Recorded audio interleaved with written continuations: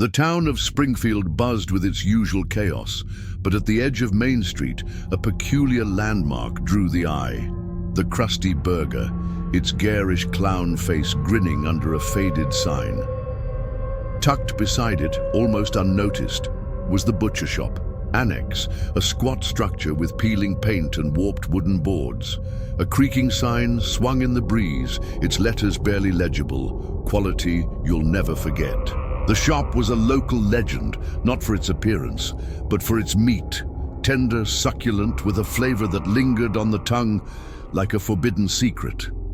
Lines of townsfolk snaked out the door daily, their faces lit with anticipation. Homer Simpson was among them, clutching greasy paper bags, his mouth watering as he rambled to Ned Flanders and Moe Seislak about the best darn meat in Springfield. Nobody questioned why the shop never seemed to run out, or why no delivery trucks ever rolled up to its rusted back doors, sealed with 3 padlocks and a chain that looked older than the town itself. Inside, the air was thick with a metallic tang, barely masked by the sizzle of the Krusty Burger's grills next door. The butcher counter gleamed under flickering fluorescent lights, displaying cuts so vibrant they seemed to pulse. Homer, a regular, shuffled to the front, drooling as Krusty himself, his clown makeup smudged, his grin too wide, handed over.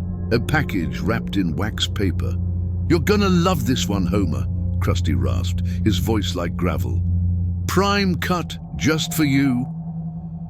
Homer nodded, too entranced to notice the faint tremor in Krusty's hands or the way his eyes darted to the locked door behind him.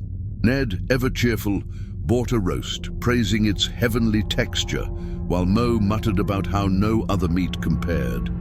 The townsfolk left smiling, their bags heavy, their minds blissfully unaware of the shadows lurking beneath the shop's promise. But Springfield wasn't as carefree as it seemed. Whispers of disappearances had begun to circulate, soft as the rustle of leaves. Mr. Burns, the town's reclusive tycoon, hadn't been seen in weeks, his mansion dark and silent. Lenny Leonard stopped showing up at Moe's tavern, his bar stool eerily empty. Even Barney Gumble, the town drunk, vanished one night, last spotted stumbling near the butcher shop's alley. These were loners, people with no family to raise alarms, so Springfield shrugged it off. People left town sometimes, didn't they? Life went on, and the butcher shop's lines grew longer. One evening, Bart Simpson and his friends, Milhouse and Nelson, zipped past the Krusty Burger on their skateboards, the sunset casting long shadows across the pavement. A sound stopped them cold, a low, rhythmic scraping, like a blade being honed on a whetstone, drifting from the butcher shop. It was late. The shop closed, yet the noise persisted, punctuated by faint guttural moans that seemed to come from nowhere and everywhere. Milhouse's glasses fogged with panic. "What's that?" he stammered. Nelson, trying to play tough, scoffed, but couldn't hide his trembling hands. Bart, ever curious, crept closer, peering through a grimy window. The shop was dark, but he swore he saw movement, a silhouette, hunched and deliberate, dragging something heavy across the floor. Before he could look closer, a sharp clank echoed, and the boys bolted, their hearts pounding. At home, Marge Simpson frowned as she unpacked yet another haul of meat from Homer's shopping spree. The fridge was stuffed, and still he brought more, his eyes glinting with a strange hunger. "Homer, don't you think we have enough?" she asked, her voice tinged with worry. Homer laughed, tearing into a package and inhaling deeply. "Marge, you don't get it.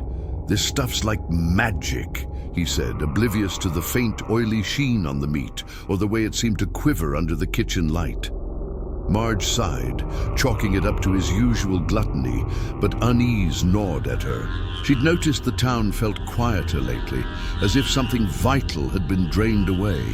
Lisa, ever the skeptic, was piecing together her own puzzle. At the library, she pored over local papers, her brow furrowed. The disappearances weren't random. They spiked just as the butcher shop's popularity soared. She tried to tell her family at dinner, her voice urgent. "Don't you think it's weird? People vanishing and everyone's obsessed with that meat." Homer waved her off, his mouth full. "Lisa, you worry too much. Krusty's meat is the best thing since Duff." Marge gave her a sympathetic look, but said nothing. Bart, still shaken from the night before, stayed quiet, his mind replaying the sounds from the shop. The final thread of unease came from an unexpected source. Chief Wiggum, lounging outside the Krusty Burger with a donut, caught a whiff of something odd. A dense, coppery odor wafting from the butcher shop's vents. It wasn't the usual grease of frying burgers. It was heavier, almost suffocating, curling into his lungs like a living thing. He frowned, muttering about health code violations, but the pull of a fresh Krusty Burger sandwich stuffed with that irresistible meat drowned his curiosity. He took a bite, savoring the flavor, unaware that each chew bound him tighter to the shop's dark heart. As night cloaked Springfield, the butcher shop stood silent, its sign swaying in the wind that carried no sound. Behind the locked doors, the scraping of a blade resumed, slow and deliberate, as if savoring the anticipation of what was to come. The town slept, oblivious to the hunger growing within its midst, a hunger that would soon consume them all. The morning sun did little to warm Springfield's streets, where an uneasy calm hung like fog. Marge Simpson stood in her kitchen, her hands trembling as she unwrapped a package of special cut meat from the Krusty Burger's butcher shop. The wax paper crinkled, revealing a slab of meat so vivid it seemed to glow under the fluorescent light. But as she sliced into it, her knife caught on something hard. With a sickening lurch, she pulled back a thin, elongated bone. A human finger, complete with a yellowed nail, nestled among the glistening fibers. Her scream shattered the morning quiet, sending Bart and Lisa rushing downstairs. Homer, half asleep with a donut, mumbled, "What's the fuss, Marge?" until he saw the finger and choked, his face paling. Marge, clutching her apron, whispered, This can't be real." But the cold, undeniable truth stared back at her. Driven by panic, Marge dragged Homer to the Springfield police station, the finger wrapped in a dishcloth. Chief Wiggum, lounging with a coffee, raised an eyebrow at her story. "A finger? Probably just a prank, Marge. Krusty's a clown, not a monster," he chuckled. But her desperate eyes and the faint, foul smell from the cloth convinced him to investigate. The family piled into his squad car, Homer muttering about wasting good meat, while Lisa's mind raced, connecting the finger to the disappearances she'd been tracking. Bart, still haunted by the sounds from the butcher shop, stayed silent, his usual bravado gone. At the Krusty Burger, the butcher shop was business as usual. A line of regulars, comic book guy, Apu, even Reverend Lovejoy, clutched their bags, oblivious to the horror brewing. Behind the counter, Krusty stood, his clown makeup streaked with sweat, afiando a cleaver with slow, deliberate strokes. His grin stretched too wide, his eyes glinting with something unreadable as Wiggum approached. "Just a quick look, Krusty," the chief said, trying to sound authoritative. Krusty's laugh was sharp, almost manic. "Back rooms off limits, a copper. Sanitation rules," he barked, but his grip on the cleaver tightened and a faint tremor ran through his grease-painted hands. Wiggum, catching a whiff of that same metallic stench from the vents, pushed past him, his gut churning with dread. The back door, sealed with its rusted padlocks, loomed like a forbidden gate.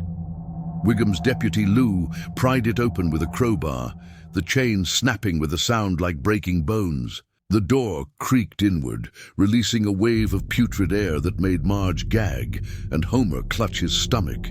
Inside, the darkness seemed alive, swallowing the light from Wiggum's flashlight. Then, the beam caught something, ganchos hanging from the ceiling, each holding slabs of flesh, not beef or pork, but human limbs, arms, legs, torsos, meticulously skinned and segmented. Marge screamed, collapsing against Homer, who stared, mouth agape, as if his world had unraveled. Lisa's voice trembled. "I knew it. I knew something was wrong." While Bart backed away, his eyes locked on a severed hand dangling from a hook. The horror deepened as they ventured further. Industrial refrigerators lined the walls, their doors smeared with dark streaks. Wiggum, his hands shaking, opened one, revealing rows of heads wrapped in black plastic, their features frozen in silent screams. Among them were faces Springfield, Anu, Lenny, Barney, even Mr. Burns, his sunken eyes staring blankly. Lisa stifled a sob, recognizing them from her research. On a blood-streaked workbench, cadernos lay open, their pages filled with meticulous notes. Lenny, 75 kilo, lean, good for chops. Barney, 100 kilo, fatty, perfect for stew. Homer retched, his love for the meat now a sickening weight in his stomach. I ate that," he whispered, his voice breaking. Krusty, cornered, didn't resist. His laughter echoed, chilling and hollow. "You all ate it," he crowed, his eyes wild. "Every burger, every roast, you loved it." Wiggum, fighting, nausea, slapped cuffs on him. But Krusty's gaze never wavered, as if he saw something beyond them, something that approved of his work. As they searched the room, they found evidence of accomplices. Photos of Sideshow Bob lurking near the shop, delivery schedules with no suppliers listed, and a chilling map of Springfield with red X's marking homes of the missing. The realization hit like a blade. This wasn't just Krusty's madness. Others were involved, and the butcher shop was the heart of a hidden network. As the police sealed the scene, word spread like wildfire. Mo, standing outside, dropped his bag of meat, his face ashen. "I served that stuff at the tavern," he muttered, horrified. The townsfolk gathered, their murmurs turning to gasps as rumors of the truth leaked out. Marge clung to her children, her mind replaying every meal she'd cooked. Lisa, clutching her notebook, vowed to uncover the full extent of the horror. Bart, staring at the shop's darkened windows, felt a chill, as if the shadows inside were watching back. Somewhere in the depths of the butcher shop, the sound of a blade being sharpened lingered, faint but persistent, as if the nightmare was far from over.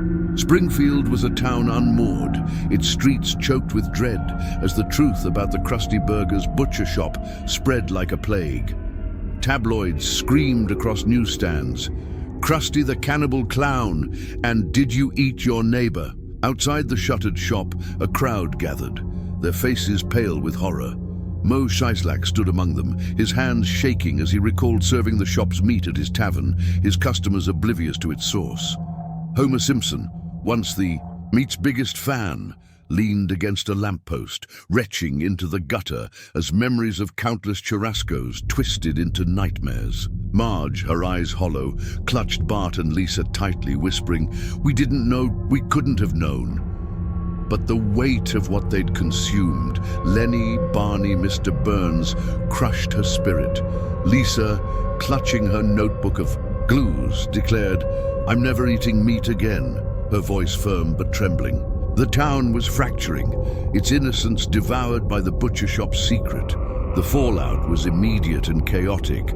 At the Springfield Elementary cafeteria, kids pushed away their crusty burgers, some vomiting as rumors swirled. Ned Flanders, ever devout, knelt in his backyard, praying for forgiveness before swearing off meat forever, his family following suit. Marge, in a frenzy, tore through her kitchen, tossing pots and pans into the trash, their surfaces tainted by the memory of those special cuts. Apu, behind the Quickie Mart counter, stared at his meat freezer, unsure if he could ever sell another hot dog. The town hall was swarmed, residents demanding answers from Mayor Quimby, who stammered excuses, his own fridge stocked with the butcher shop's wares. Fear turned to paranoia. Neighbors eyed each other warily, wondering who else might have been complicit in Krusty's horrors. Krusty's trial was a circus of rage and despair. The courtroom overflowed with Springfield citizens, their shouts of "monster" echoing as Krusty sat, his clown makeup gone, revealing a gaunt face and a crooked, unrepentant smile. He spoke with chilling calm, describing a tradition passed down through shadows, a ritual where human flesh purified those who consumed it. "The Lombo do burns, a delicacy," he said, licking his lips as the jury recoiled.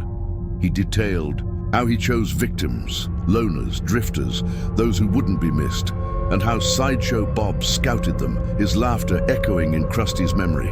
The judge, pale and sweating, sentenced him to life without parole, but Krusty's empty stare lingered, as if he knew something the court didn't.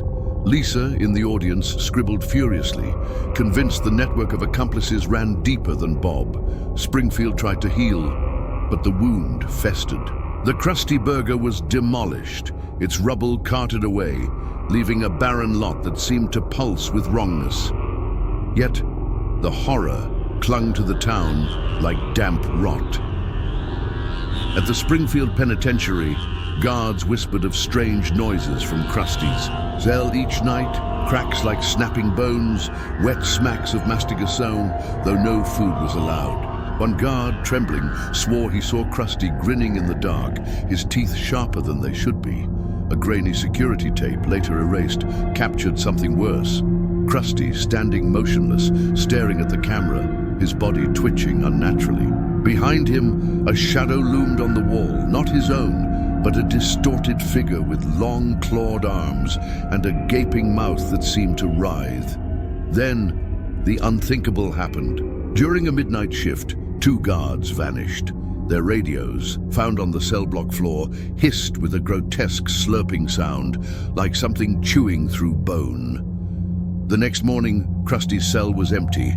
No broken locks, no tunneled walls, just a void where he'd been. Scrawled across the concrete in a mix of blood and pulverized flesh was a message: "The cycle never ends. You've already eaten."